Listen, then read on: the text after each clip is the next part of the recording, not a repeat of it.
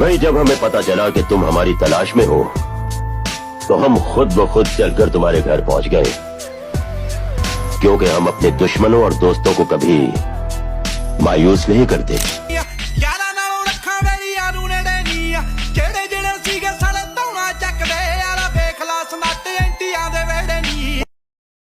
জীবনে অনেক বড় বড় সিচুয়েশন ফেস করতে হচ্ছে, তো একটা কথা মনে রাখবা, লাইফে যখন অনেক বড় বড় কষ্ট ফেস করবা তখন দেখবা ছোটখাটো অনেক কষ্ট তখন আর গায়ে লাগে না।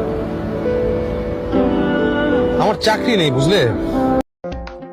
सुना है किस इलाके में एक नया गुंडा आया है और वो तेरी बार में हर रोज आता है। उसकी बात मत करो लाला जी, बहुत ही खतरनाक गुंडा है और खूंखार भी है।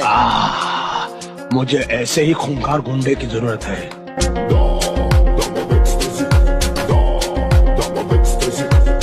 सर, आजकल क्राइम वर्ल्ड में काफी नए और कम उम्र के लड़के तेजी से आ रहे हैं। इनके बारे में हमें कोई जानकारी होती नहीं, क्योंकि